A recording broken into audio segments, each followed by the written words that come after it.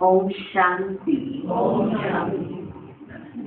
आज 6 जुलाई 2014 अव्यक्त महावत के अव्यक्त बाप दादा रिवाइज कोर्स की मुरली, जिसकी ओरिजिनल डेट है 1 अप्रैल 1978।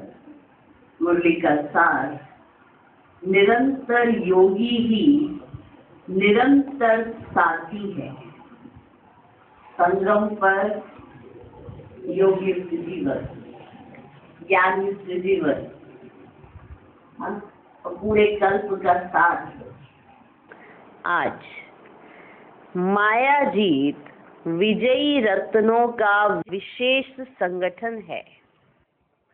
आज के संगठन में बाप दादा किन बच्चों को देख रहे हैं जो आदि से अंत तक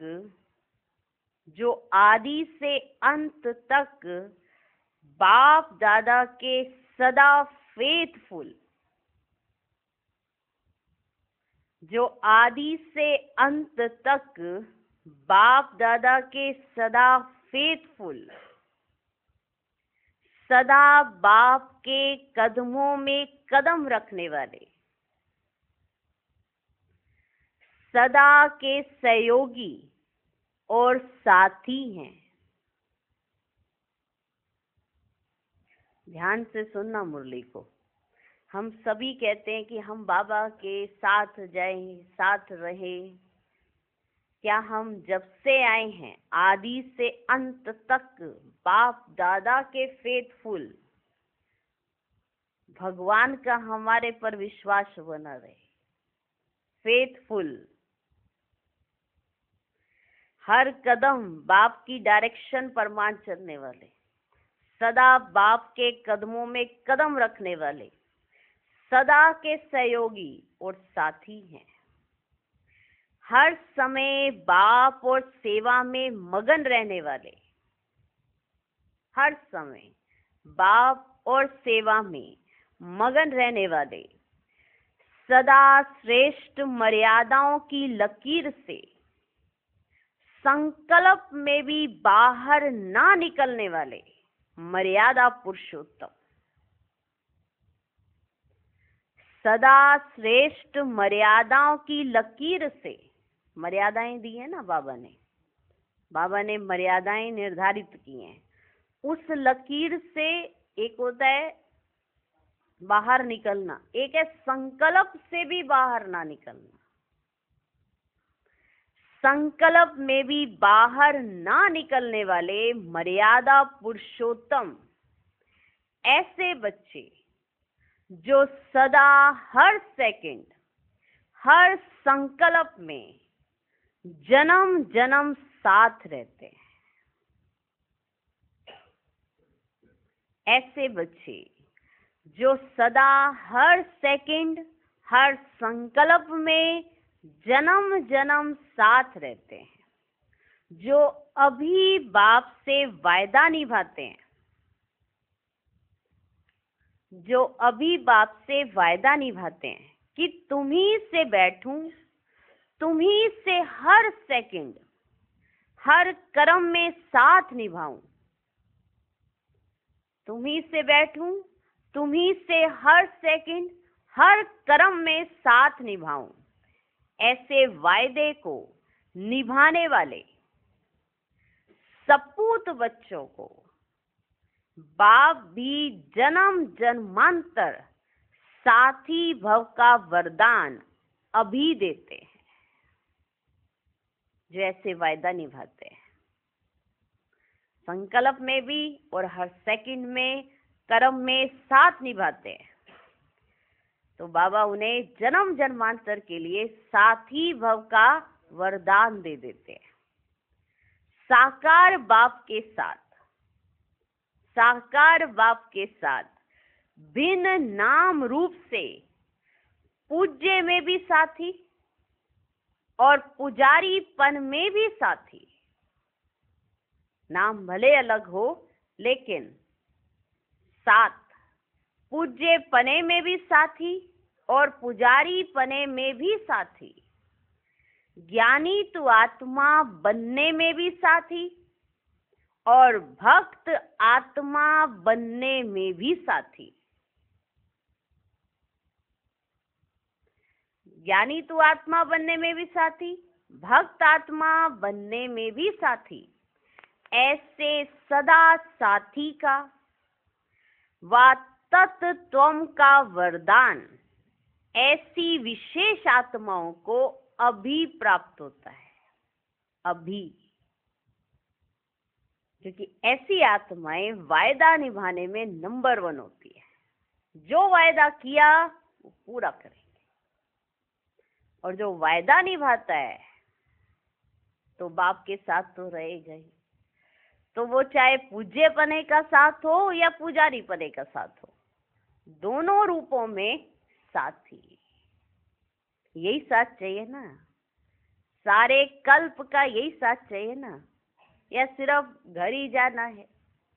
सारे कल्प का साथ चाहिए ना, तो उसके लिए कैसा होना चाहिए ये बाबा ने बता दिया। लगन में मगन, मर्यादा पुरुषोत्तम, संकल्प में भी मर्यादा टूटे नहीं, संकल्प में भी उस लकीर को पार करने का संकल्प भी ना है। मर्यादा पुरुषोत्तम और आदि से अंत तक बाप दादा के फेथफुल। एक बार विश्वास हो गया, उसके बाद कभी बीच में टूटे नहीं। बाप का भी नहीं टूटे और बच्चे का भी नहीं टूटे। दोनों बातें होती है ना। बच्चा कहे मुझे तो बाबा पे पूरा फेथ है, तुम्हारे फेथ से क्या? ये तो होना चाहिए ना कि बाप को भी मुझ पर पूरा फेथ हो, इतना फेथफुल। तो वो पूज्य पने में भी साथी और पुजारी पने में भी साथी। हर महारथी को स्वयं को चेक करना है। हर महारथी को स्वयं को चेक करना है कि वर्तमान समय बाप दादा के गुणों, नॉलेज और सेवा में समानता और साथीपन कहाँ तक है। हर एक महारथी अपने आप को चेक करे कि वर्तमान समय में बाप दादा के गुण, बाप दादा की नॉलेज और बाप दादा जो सेवा कर रहे हैं उसमें समानता और साथीपन कहाँ तक है।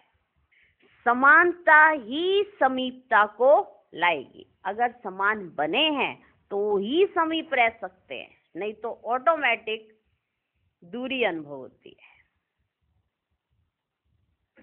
समानता ही समीपता को लाएगी। अभी की स्टेज माना अवस्था और भविष्य स्टेज में और हर सेकंड साथीपन का अनुभव जन्म जन्मांतर भी नाम रूप संबंध से साथ के अनुभव के निमित्त बनेंगे। जो आज आपकी स्टेज होगी ना संगम पर बाप के साथ की, वो भविष्य में भी जन्म जन्मांतर नाम रूप संबंध के रूप में, साथ के रूप में अनुभव करेंगे कि साथ साथ ही रहेंगे। विक्रमाजीत बनने में भी साथी, ध्यान से सुनना, विक्रमाजीत बनने में भी साथी और राजा विक्रम माना विक्रमादित्य बनने के समय भी साथी। जब विक्रमाजीत बनना है उसमें भी साथी, और जब राजा विक्रमादित्य उसमें भी साथी। माना पूज्य बनने में भी साथी और जब पुजारी बनेंगे तब भी साथी। इतनी समानता आ गई है जो हम समीप समीप रहे पूरे कल्प में। हर पाठ में, हर वर्ण में साथ साथ होंगे। जो जो ड्रामा के अंदर पार्ट बजाए बाबा, उसमें हर वर्ण में जैसे ही बाबा जिस वर्ण में जाए हम साथ साथ जाए। जो बाबा पार्ट बजाए हम साथ साथ बजाए।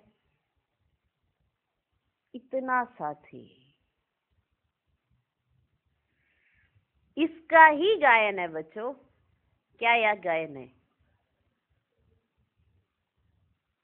इसका ही गायन है। साथ जिएंगे, साथ मरेंगे, अर्थात साथ चढ़ेंगे, साथ गिरेंगे। समझे? साथ जिएंगे, साथ मरेंगे। दुनिया वाले तो ऐसे कहते हैं ना, साथ जिएंगे साथ मरेंगे। उसका अर्थ क्या है? बाबा अपने उसमें बताते कि कल्प कल्प अगर साथ रहना है तो साथ ही चढ़ेंगे, साथ ही गिरेंगे। माना पूज्य भी साथ बनेंगे और पुजारी भी साथ बनेंगे। चढ़ती कला, उतरती कला, दिन और रात दोनों में निरंतर योगी, निरंतर साथी। जितना अभी संगम पर साथ निभाने में संपूर्ण है, जितना हमारा बाबा के साथ अभी साथ होगा ना, अंदर से साथ निभाने में संपूर्ण है, उतना ही समीप के संबंधी बनने में भी समीप होते हैं। जितना संगम पर हम साथ निभाने में संपूर्ण है, क्योंकि जैसा बाबा देखना चाहते हैं वैसा ही हम करते हैं, तो संबंधी समीप के बनने में भी समीप होंगे। विश्व की नंबर 1 श्रेष्ठ आत्मा का भी ड्रामा के अंदर महत्व है।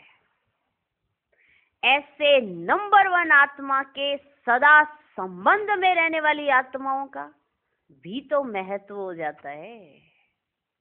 जो नंबर 1 आत्मा है, नंबर 1 आत्मा, उनका पार्ट तो इस पूरे ड्रामा के अंदर सर्वश्रेष्ठ है। और इनके साथ पार्ट बजाना, जो इनके साथ होगा, जो इनका संबंधी होगा, उन आत्माओं का भी तो महत्व हो जाता है ना, हो जाता है ना। जैसे आजकल भी अल्पकाल के स्टेटस को पाने वाली आत्माएं, कोई प्रेसिडेंट या प्राइम मिनिस्टर बनती है तो उनके साथ उनकी फैमिली का भी महत्व हो जाता है। दूर दूर के संबंधी भी कहते हैं ना, हम प्राइम मिनिस्टर के रिश्तेदार हैं। वो ना ऐसे घूम घुमा के, और जो नजदीक के होते हैं तो फिर उनका सोचो कितना महत्व है। आम भाषा में दूर से भी कोई रिश्तेदार निकालेगा, प्राइम मिनिस्टर हमारा ये ऐसे ऐसे करके, प्रेसिडेंट ये ऐसे ऐसे करके। और जो समीप के होते हैं उनका कितना महत्व हो जाता है। तो सदा काल की श्रेष्ठ आत्मा के संबंध में आने वाली आत्माओं का महत्व कितना ऊंचा होगा। जो सदा काल की श्रेष्ठ आत्मा है बाबा, सदा काल की श्रेष्ठ आत्मा के संबंध में आने वाली आत्माओं का महत्व कितना ऊंचा होगा। अभी थोड़ी सी हलचल होने दो, थोड़ी सी हलचल होने दो, फिर देखना आदि पुरानी आत्माएं जो सदा साथ का संबंध निभाती आई हैं, उन्हों का कितना महत्व होता है। जो सदा साथ का संबंध निभाती आई हैं बाबा के साथ, उन्हों का कितना महत्व होता है। थोड़ी सी हलचल होने दो, फिर देखना। जैसे पुरानी वस्तु का महत्व रखते हैं, वैल्यू समझते हैं, वैसे आप आत्माओं की वैल्यू का वर्णन करते करते, गुणगान करते करते स्वयं को भी धन्य अनुभव करेंगे। आपकी भी वैल्यू करते करते स्वयं को वो धन्य अनुभव करेंगे। ऐसी श्रेष्ठ आत्माएं अपने को समझते हो? समझते हो? जितना आप बाप के गुण गाते हो, उतना ही रिटर्न में ऐसी आत्माओं के गुणगान करेंगे जो आज बाप के ही गुण गाती हैं। तो आने वाले समय में ऐसी आत्माओं के गुणगान करेंगे। अभी क्यों नहीं गुणगान करते हैं मालूम है? अभी क्यों नहीं गुणगान होता है? आप साथ हो लेकिन कहते हैं ना, पता नहीं हमारी उस तरह से महत्व नहीं है। अभी क्यों नहीं है? साथ रहते हो, समीप रहते हो, फिर भी अभी क्यों नहीं गुणगान करते? सेवा अभी करते हो, ध्यान से सुनना, सेवा अभी करते हो, लेकिन संपूर्ण फल अंत में क्यों मिलता है? सेवा तो अभी करते हो, लेकिन संपूर्ण फल अंत में क्यों मिलता है? कभी सोचा है इस बात को? आप सेवा करते हो तो उसका फल अंत में मिलेगा, बाप का नाम तो अभी से है। क्या अंतर है बाप में और हम बच्चों में? अभी भी मिलता है लेकिन कम, अभी भी मिलता है लेकिन कम। उसका कारण जानते हो? कि जो तुमको फल मिल जाना चाहिए वो फल क्यों नहीं मिलता है? उसका कारण जानते हो? उसका कारण जानते हो? सुनो ध्यान से। अभी कभी कभी बाप और आपको कहीं मिक्स कर देते हो। फिर से पढ़ते हैं। अभी कभी कभी बाप और आपको कहीं मिक्स कर देते हो। बाप के गुण गाते गाते, बाप के गुण गाते गाते अपने आप के भी गुण गाने शुरू कर देते हो। बाप के गुण गाते गाते अपने आप के भी गुण गाने शुरू कर देते हो। भाषा बड़ी मीठी बोलते हो, बड़ी मीठी बोलते हो, लेकिन मैंपन का भाव होने के कारण आत्माओं की भावना समाप्त हो जाती है। भाषा बहुत मीठी बोलते हो, बाबा ऐसे कहते हैं, बाबा ऐसे कहते हैं, बाबा ये करते हैं, धीरे धीरे मैं ऐसे करता हूँ, मैं वैसे करता हूँ, मेरे में ये गुण है, मुझे ये बात अच्छी नहीं लगती है। तो जहाँ बाप से मैं में आ जाते, वहाँ मैंपन का भाव दूसरी आत्माओं को दिखाई दे जाता है। तो उन आत्माओं की जो आपके प्रति भावना बैठी होती है, वो भावना समाप्त हो जाती है। भाषा बड़ी मीठी बोलते हो, लेकिन मैंपन का भाव होने के कारण आत्माओं की भावना समाप्त हो जाती है। यही सबसे बड़े से बड़ा अति सूक्ष्म त्याग है, इस मैंपन का त्याग, जिसमें मैं शब्द नहीं आता, पर पूरे व्याख्यान में मैं ही मैं होता है। मैं वर्डिंग में नहीं आता, पर वृत्ति में चला जाता है, और दूसरा भी पकड़ लेता है कि इसके अंदर देह अभिमान होता है। यही सबसे बड़े से बड़ा अति सूक्ष्म त्याग है। इसी त्याग के आधार पर नंबर 1 आत्मा ने नंबर 1 भाग्य बनाया, यही त्याग किया। नंबर 1 आत्मा ने नंबर 1 भाग्य बनाया, और अष्ट रतन नंबर का आधार भी यही त्याग है। अष्ट रतन नंबर का आधार भी यही त्याग है। अष्ट रतन भी यही त्याग करते, और नंबर 1 की आत्मा भी यही त्याग करती, मैंपन, ये सूक्ष्म त्याग।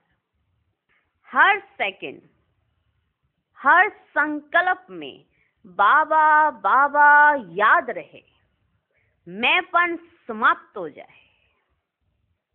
बाबा बाबा बाबा याद रहे, मैंपन समाप्त हो जाए। जब मैं नहीं तो मेरा भी नहीं, जब मैं ही नहीं तो मेरा भी नहीं। मेरा स्वभाव, मेरे संस्कार हैं, मेरी नेचर है,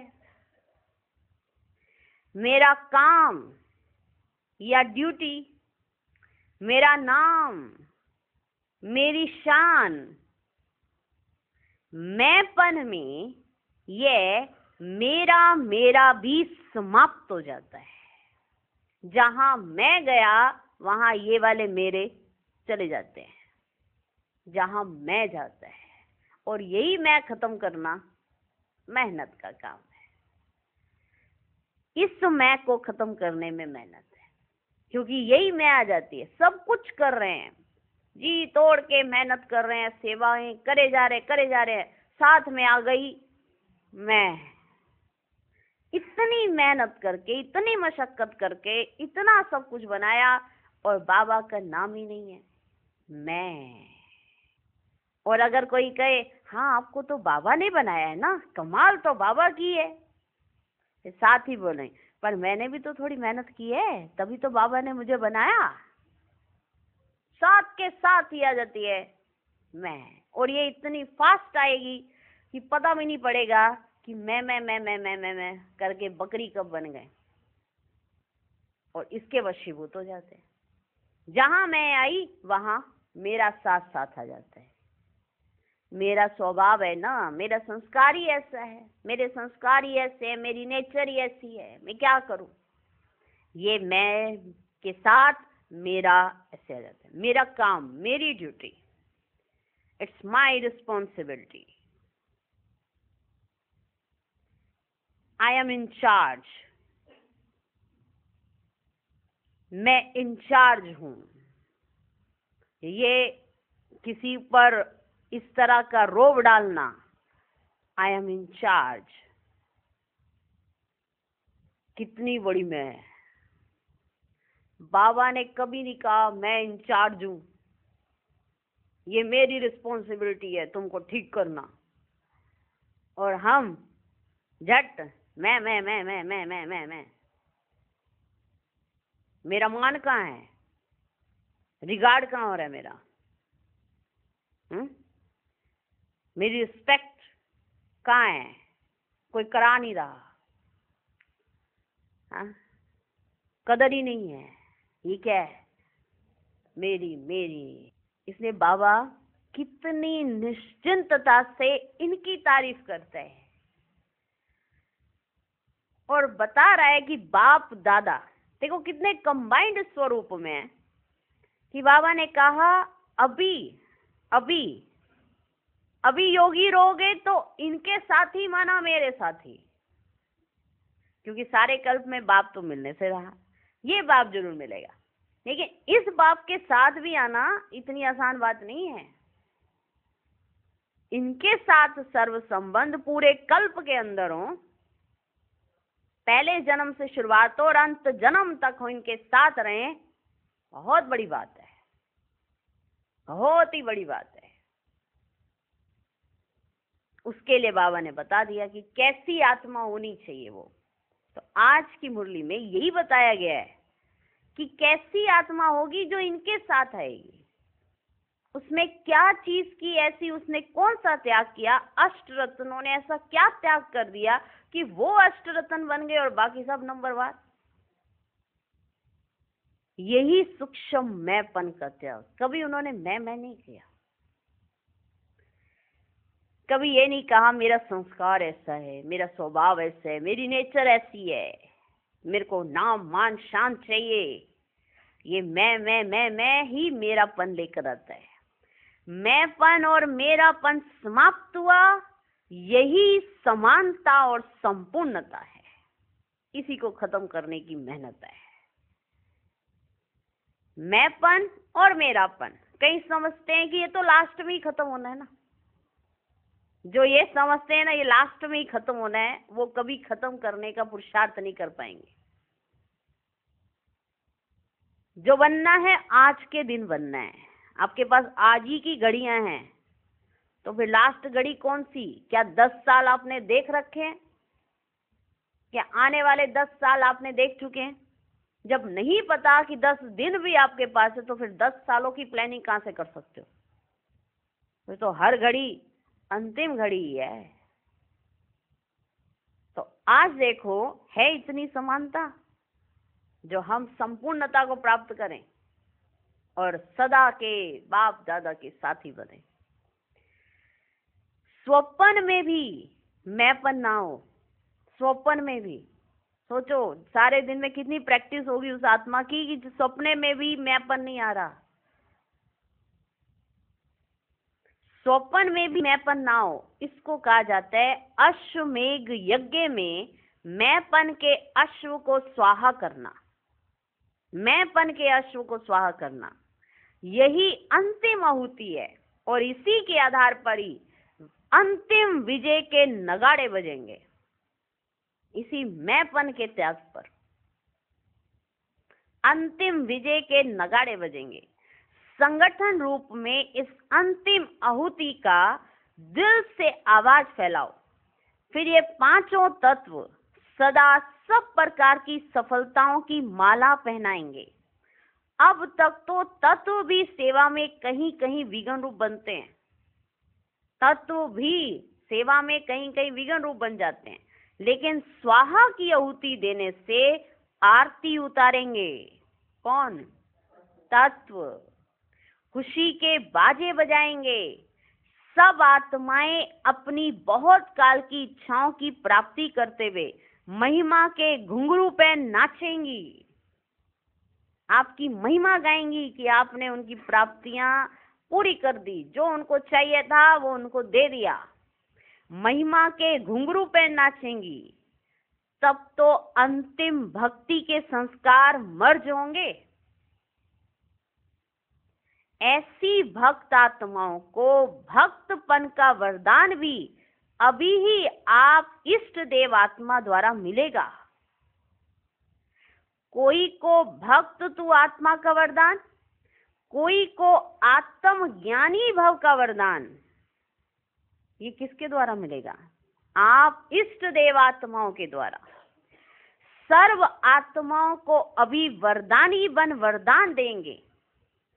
सकामी माना वासना युक्त राज्य करने वालों को राज्य पद का वरदान देंगे। ऐसे वरदानी मूर्त कामधेनु आत्माएं बने हो। जो आत्मा जो मांगे तथास्तु।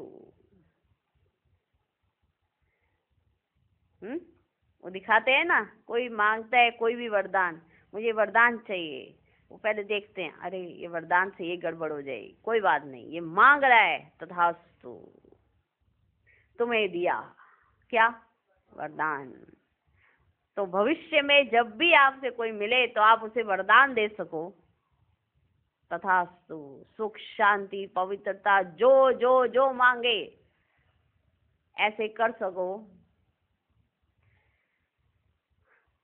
हाँ, ये कौन कर सकेगा? जो वरदानी मूर्त मादानी मूर्त होगा वही कर सकेगा ना, जिसको अभी तक अपने लिए ही वरदान चाहिए। तो वो कैसे वरदान देगा? जो आत्मा जो मांगे तथास्तु। ऐसी आत्माओं को सदा समीप और साथी कहा जाता है। क्या कहा जाता है? सदा समीप और साथी कहा जाता है। समीप भी हैं और साथी भी हैं। अच्छा, ऐसे सदा शूरवीर, सदा तख्त और ताजधारी, हर सेकंड हर संकल्प में श्रेष्ठ त्याग से श्रेष्ठ भाग्य बनाने वाले, हर कदम में फॉलो करने वाले, हर समय सर्व खजानों से संपन्न, अखुट खजाने से सदा संपन्न रहने वाले, लक्ष्य और लक्षण सदा संपूर्ण रखने वाले ऐसे संपूर्ण श्रेष्ठ आत्माओं को बाप दादा का याद प्यार और नमस्ते।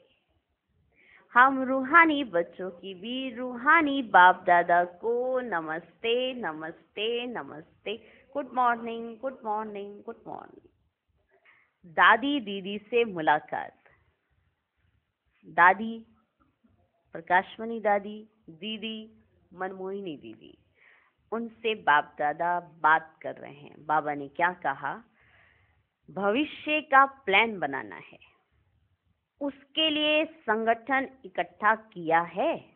प्लान भविष्य का बनाना है, तो बाबा ने पूछा उसके लिए संगठन इकट्ठा किया है?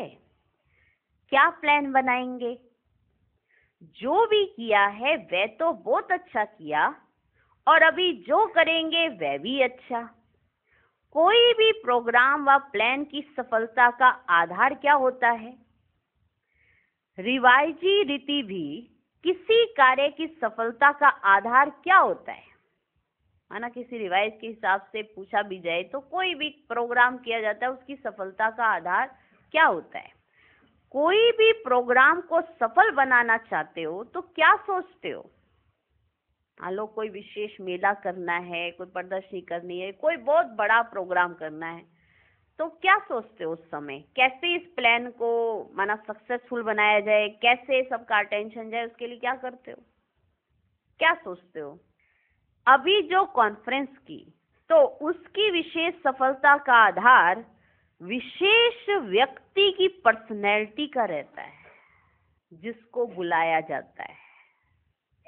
कौन सी पर्सनैलिटी वहां पर आई है? मानो कॉन्फ्रेंस है, इनॉग्रेशन होगी, उनको बुलाया जाएगा, तो किसी विशेष पर्सनैलिटी को बुलाया जाता है ना, बुलाते हैं ना, तो उसकी पर्सनैलिटी के आधार से सब आ जाते हैं।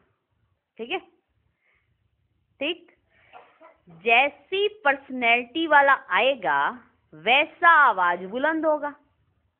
ठीक है, मीडिया में भी डालेंगे, अखबारों में भी डालेंगे, हर तरफ अनाउंसमेंट की जाएगी कि ये आ रहे हैं, तो सब ये सुनकर जो पर्सनैलिटी होगी उस पर्सनैलिटी को मद्देनजर रखते हुए सब आएंगे। ऐसे ही होगा ना, जैसी पर्सनैलिटी वाला आएगा वैसा आवाज बुलंद होगा। जब भी आप प्रोग्राम बनाते हो तो विशेष आवाज बुलंद करने का लक्ष्य रखकर प्लान बनाते हो। विशेष पर्सनैलिटी आवे जिससे स्वतः आवाज बुलंद हो जाए, तो पर्सनैलिटी साधन बन जाता है। ठीक है ना, तो जो पर्सनैलिटी आती है, माना जो भी सेलिब्रिटीज होती हैं वो आती हैं, तो उससे क्या होता है? विशेष वो एक साधन बन जाता है सबको आकर्षित करने का। तो पर्सनैलिटी साधन बन जाता है। लौकिक पर्सनैलिटी वाले बाहर की आवाज फैलाने के निमित्त बनते हैं, वैसे आप विशेष निमित्त बने हुए सेवाधारियों की वर्तमान समय सेवा में पर्सनैलिटी चाहिए। जैसे लौकिक रीति कोई पर्सनैलिटी आती है तो विशेष अट्रैक्शन होती है ना, तो आवाज बुलंद होता है। तो बाबा ने कहा तो फिर आप विशेष निमित्त बने हुए सेवाधारियों की वर्तमान समय सेवा में पर्सनैलिटी चाहिए। पर्सनैलिटी मनुष्य को अपनी तरफ आकर्षित करती है। तो वर्तमान समय की पर्सनैलिटी कौन सी चाहिए? कौन सी पर्सनैलिटी चाहिए वर्तमान समय में? कौन सी पर्सनैलिटी चाहिए वर्तमान समय में? प्योरिटी ही पर्सनैलिटी है। बाबा ने कहा वर्तमान समय में कौन सी पर्सनैलिटी चाहिए? प्योरिटी ही पर्सनैलिटी है। जितनी प्योरिटी उतनी आपकी पर्सनैलिटी उभर के बाहर आएगी कि आप कौन हो। प्योरिटी ही पर्सनैलिटी है। जितनी जितनी प्योरिटी होगी तो प्योरिटी की पर्सनैलिटी स्वयं ही सर्व के सिर झुकाएगी। आप में जितनी प्योरिटी होगी वो ही प्योरिटी सर्व के सर झुकाएगी। जैसे ड्रामा के अंदर सन्यासियों के आगे भी सिर झुकाते हैं प्योरिटी की पर्सनैलिटी के कारण कि इन्होंने बहुत त्याग किया है, इन्होंने अपना जीवन देखो कैसा बनाया है, और ये सन्यासी हैं। किस कारण? प्योरिटी की पर्सनैलिटी के कारण। प्योरिटी की पर्सनैलिटी बड़े बड़े लोगों के भी सिर झुकाती है। तो वर्तमान समय प्योरिटी की पर्सनैलिटी के आधार पर सिर झुकेंगे। जैसे अगरबत्ती की खुशबू खींचती है ना, वैसे आने से ही प्योरिटी की खुशबू अनुभव हो। जैसे अगर अंदर अगरबत्ती जलाई हो, जला रखी है ना, अंदर रूम के अंदर अगरबत्ती जलाई है, कोई बाहर से आया तो उसको पता पड़ जाएगा कि अगरबत्ती जल रही है, पता पड़ जाएगा। लाख कोई चाहे अगरबत्ती को छुपाना, ऐसा नहीं हो सकता। तो कोई भी अंदर आएगा तो अगरबत्ती की खुशबू आ ही जाएगी। तो ऐसे वैसे आने से ही कोई भी आए उसको प्योरिटी की खुशबू अनुभव हो। जहां देखे वहां प्योरिटी ही प्योरिटी नजर आए। वर्तमान समय इसी का ही अनुभव करना चाहते हैं, जो चारों ओर नजर नहीं आती। चारों तरफ लोग यही अनुभव करना चाहते हैं कि यहाँ प्योरिटी ही प्योरिटी है, जो चारों ओर नजर नहीं आती ना। चाहे कितनी भी महान आत्मा हो, नाम है लेकिन प्योरिटी की वाइब्रेशन नहीं है, क्योंकि वे सिद्धि के नाम मान शान को स्वीकार कर लेते हैं, है ना। दुनिया वाले चाहते हैं कि हम ऐसे वाइब्रेशंस में जाएं, ऐसे प्योरिटी के वाइब्रेशंस हों। चाहे कितनी भी महान आत्माएं हैं, दुनिया में महान आत्माएं हैं, नाम है लेकिन प्योरिटी के वाइब्रेशन नहीं है, क्योंकि वे सिद्धि के नाम मान शान को स्वीकार कर लेते हैं। इसलिए प्योरिटी का वाइब्रेशन कहीं नहीं आता है। अल्पकाल की प्राप्ति की आकर्षण होती है, लेकिन प्योरिटी की आकर्षण नहीं होती है। अभी प्रैक्टिकल जीवन में ये प्योरिटी की पर्सनैलिटी चाहिए, जो पर्सनैलिटी स्वयं ही आकर्षित करे। कहीं प्राइम मिनिस्टर आता है, पर्सनैलिटी है तो सब स्वतः ही भागते हैं ना। मान लो कहीं पर प्राइम मिनिस्टर आए हैं तो सब जाएंगे ना प्राइम मिनिस्टर को देखने। क्यों? पर्सनैलिटी है। प्राइम मिनिस्टर आए, पर्सनैलिटी है, तो उस पर्सनैलिटी के कारण सब देखने के लिए भागते हैं। तो ये पर्सनैलिटी तो सबसे नंबर 1 है। कौन सी पर्सनैलिटी? प्योरिटी की पर्सनैलिटी। अभी ये प्लान बनाना, धर्मात्माओं को आकर्षित करने वाली भी ये पर्सनैलिटी है। धर्मात्माओं को आकर्षित करना है तो भी ये पर्सनैलिटी है। वे अनुभव करें कि जो हमारे पास चीज नहीं है वे यहाँ है। वो ये अनुभव करें कि जो हमारे पास चीज नहीं है वे यहाँ है। नहीं तो समझते हैं हाँ कन्याएं माताएं हैं, काम अच्छा कर रही हैं, इसी भावना से देखते हैं। लेकिन पर्सनैलिटी समझकर सामने आए कि यह विश्व की बड़े से बड़ी पर्सनैलिटी है। समझा कुछ और था, देखा कुछ और, ऐसे अनुभव करें। जो हमारी बुद्धि में बात नहीं है वह इन्हों के प्रैक्टिकल जीवन में है। यह है महारथी को नीचे गिराना, कि आपकी प्योरिटी की पर्सनैलिटी के आगे वो अपने आप झुक जाएंगे। जैसे चींटी हाथी को भी गिरा सकती है ना, गिरा देती है ना चींटी। हाथी कितना बड़ा और चींटी कितनी छोटी सी। चींटी हाथी को भी गिरा देती है। तो इस पर्सनैलिटी में झुक जाएं।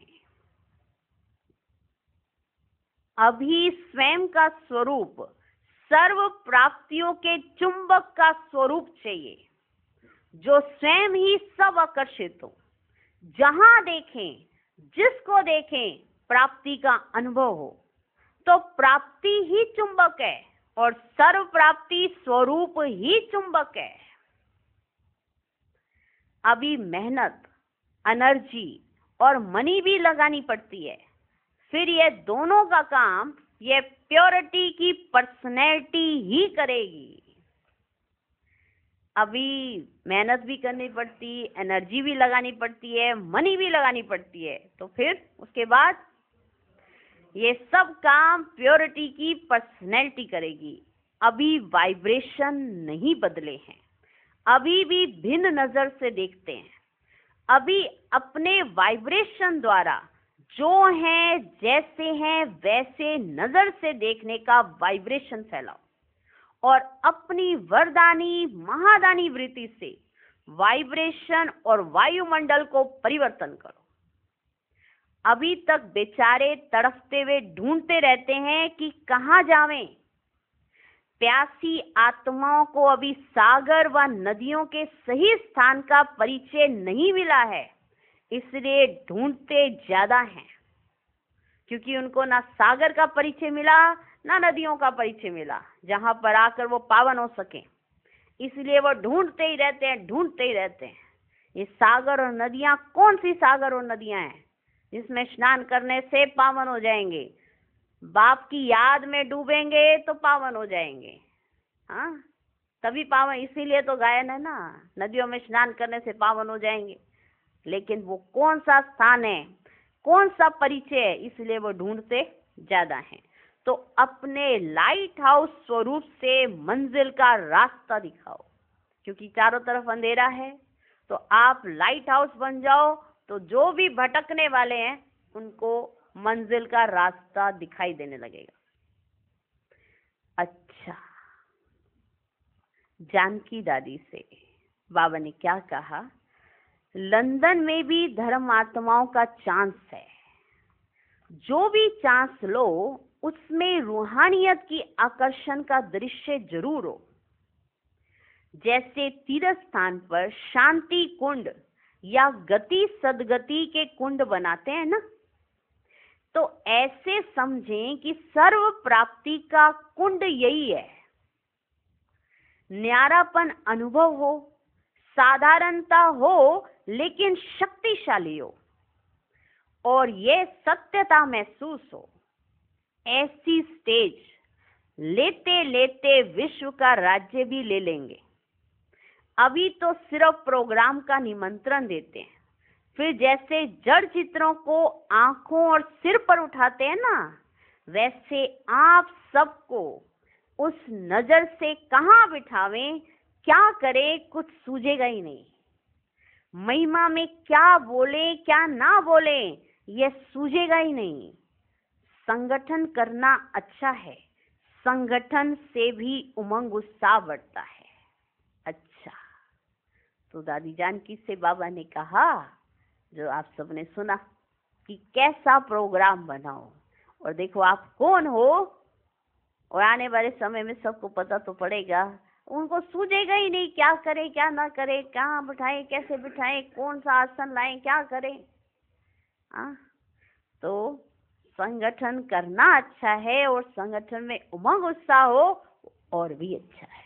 अच्छा, अव्यक्त महावाक्य, त्यागी, महात्यागी और सर्वस्व त्यागी बनो। आप ब्राह्मण बेहद के सन्यासी व त्यागी हो। आप त्याग मूर्तियों ने अपने इस पुराने घर अर्थात पुराने शरीर, पुरानी देह का भान त्याग किया है। पुराने शरीर और पुरानी देह का भान त्याग किया है। संकल्प किया कि बुद्धि द्वारा फिर से कभी इस पुराने घर में आकर्षित नहीं होंगे। संकल्प किया ना, कभी इस पुराने घर में आकर्षित नहीं होंगे। इसलिए तो कहते हो देह सहित देह के संबंध का त्याग। त्याग का पहला कदम है देह के भान का त्याग, अर्थात किनारा। तो इस देह रूपी घर में जो भी भिन्न भिन्न कर्मेंद्रियां हैं, उनकी आकर्षण का भी त्याग। जब इस शरीर का त्याग कर लिया, ये शरीर एक घर है, तो घर में पड़ा हुआ सामान, उसका भी त्याग। इस शरीर का त्याग और इस पर रखा हुआ सामान, माना ये कर्मेंद्रियां, इनका भी त्याग। कोई भी कर्मेंद्री अपनी तरफ आकर्षित ना करे। इस पुरानी देह को बाप दादा द्वारा मिली हुई अमानत समझो। ये जो देह है आपके पास, आपने तो बाबा को दे दी। अब बाबा को दे दी, बाबा ने कहा कि अब ये अमानत के तौर पर यूज करो। इस पुरानी देह को बाप दादा द्वारा मिली हुई अमानत समझो। ये मेरी देह नहीं, लेकिन सेवा अर्थ अमानत है। जैसे मेहमान बन देह में रह रहे हैं, ऐसे समझो कि मैं इस शरीर में मेहमान हूं।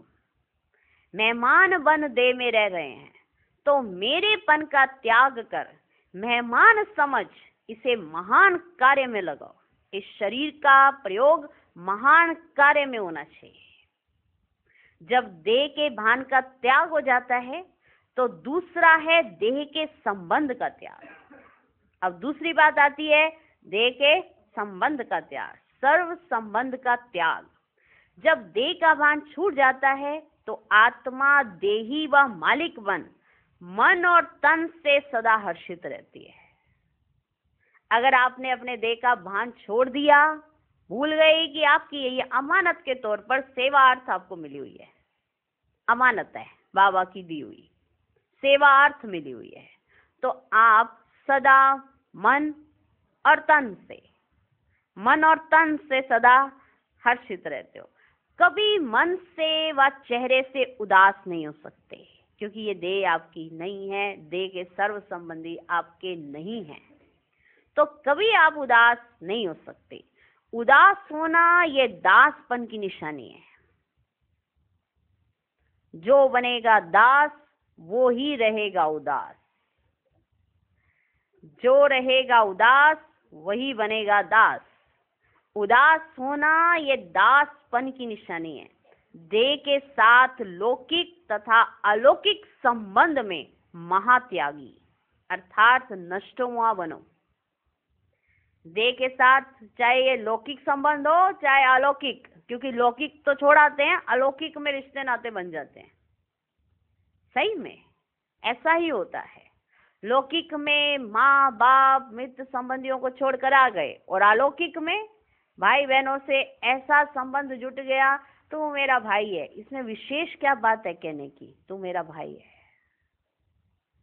तू मेरा विशेष भाई है, तो बाकी सब भाई तो भाई है, चाहे कोई बहन है चाहे कोई भाई है, वो है तो भाई ही। तो चाहे लौकिक संबंध हो या अलौकिक संबंध, दोनों में महात्यागी अर्थात नष्ट मोहा बनो। नष्ट मोहा की निशानी है एक, ना किसी में घृणा होगी, ना किसी में लगाव व झुकाव होगा। ना किसी में घृणा होगी, ना किसी में लगाव व झुकाव होगा। अगर किसी से घृणा है, तो उस आत्मा के अवगुण व आपके दिल पसंद ना करने वाले कर्म बार बार आपकी बुद्धि को विचलित करेंगे। मान लो आपको किसी से घृणा हो गई, कोई अच्छा नहीं लगता, कोई आत्मा आपको अच्छी नहीं लग रही, तो क्या कहते हैं, बस इससे तो मुझे बड़ी घृणा है, ये मेरे सामने नहीं आनी चाहिए। तो क्या होता है, उसके कर्म बार बार हमको विचलित करते हैं। जो कर्म वो करती आत्मा वो हमें विचलित करते हैं। तो घृणा रखकर भी हम उस आत्मा से कहीं ना कहीं तो अटैच ही हुए जा रहे हैं। बार बार हमने उस संकल्पों से अपने आप को उस आत्मा के अवगुणों के साथ अटैच कर दिया है। उसके कर्म बार बार आपकी बुद्धि को विचलित करेंगे। याद बाप को करेंगे और सामने आएगी वह आत्मा। अब आप याद करने बाबा को बैठे, अब जिससे आपको घृणा है, जिससे आपको नफरत है, जिससे आपको द्वेष है, ईर्ष्या है, आप बाबा को याद करने बैठे, देखा बाबा को रहे हो, लेकिन दिखाई आपको वो आत्मा दे रही है। लगाव वाली आत्मा गुण और स्नेह के रूप में बुद्धि को आकर्षित करती है। जिससे लगाव हो जाता है उसके गुण अच्छे लगने लग जाते हैं, उससे स्नेह हो जाता है, प्यार हो जाता है।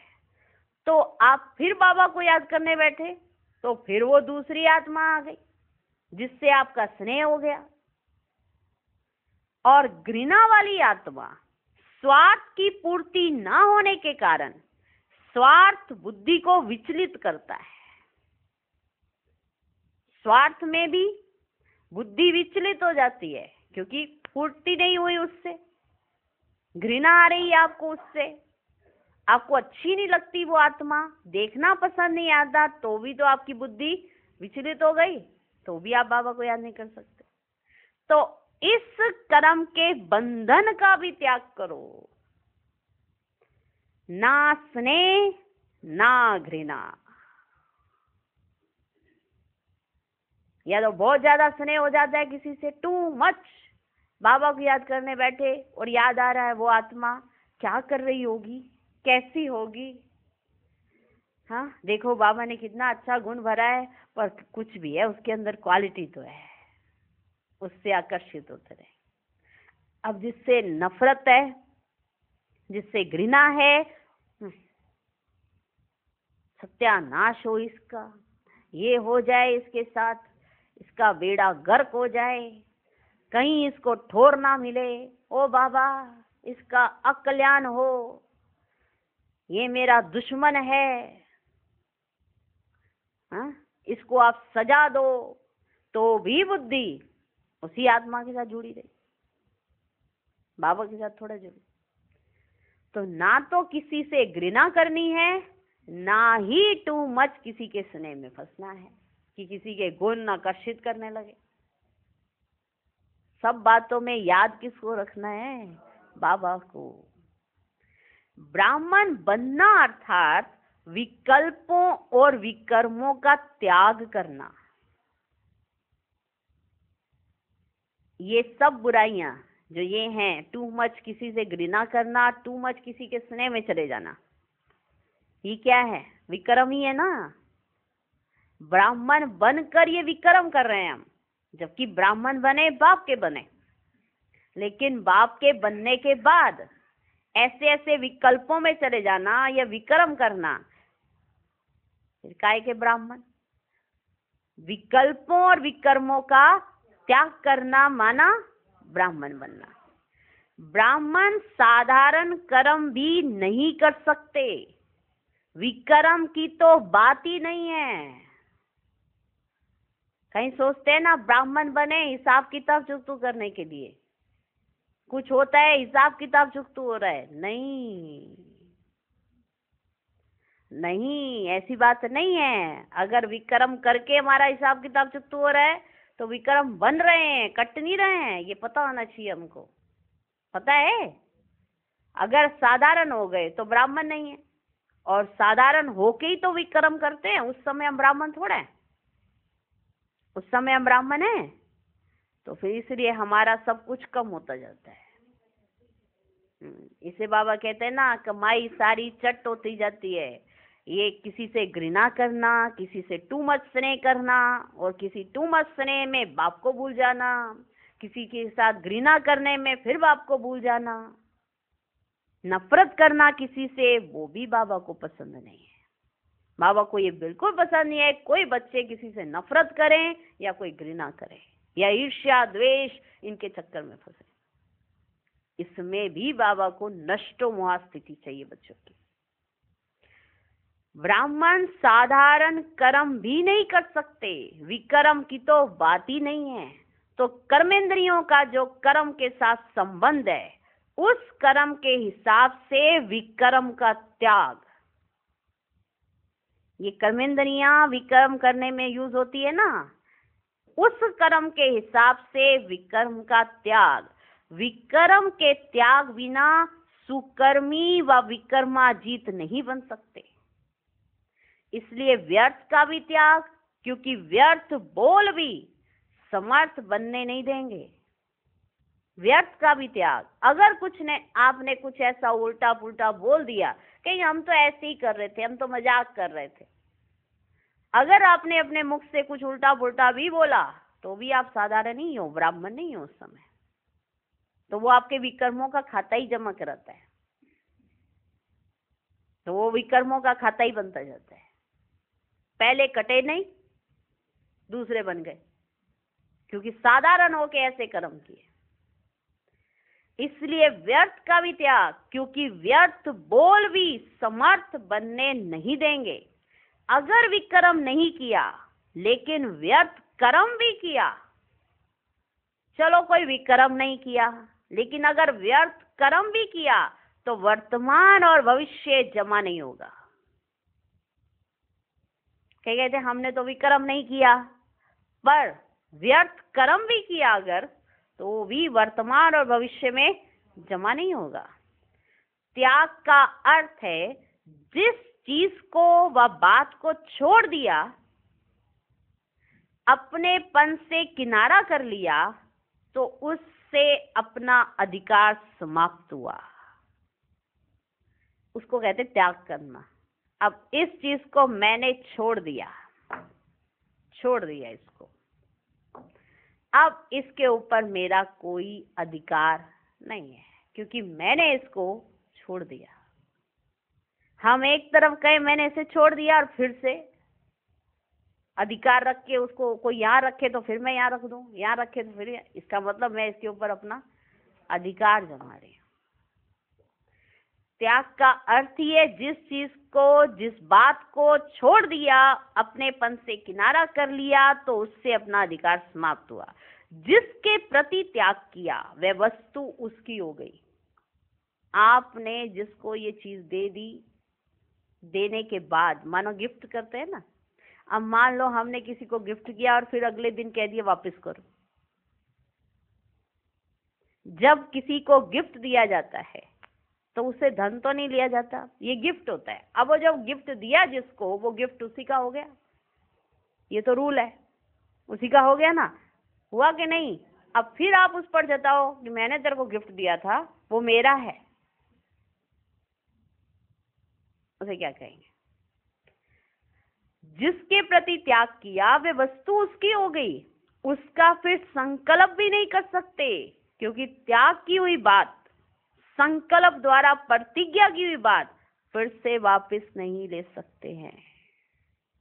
आपने जिस चीज का त्याग कर दिया, जिस चीज को छोड़ दिया, उसको संकल्प में भी आप फिर वापस नहीं ले सकते, क्योंकि वो आपकी चीज नहीं है। आपने ये चीज दे दी और जिसको दी है वो उसकी है। अब आप उससे अगर लोगे भी तो आपकी नहीं रहेगी, वो तो उसी की है। तो पहले तो जब दे दी, उसके बाद आपको संकल्प में भी वो चीज को अपना नहीं कहना है।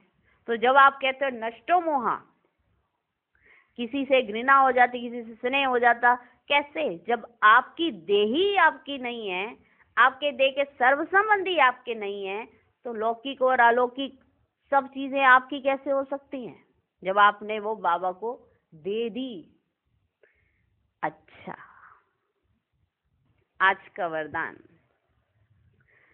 फरिश्ते स्वरूप की स्मृति द्वारा बाप की छत्र छाया का अनुभव करने वाले विघन जीत भव, अमृत वेले उठते ही स्मृति में लाओ कि मैं फरिश्ता हूं।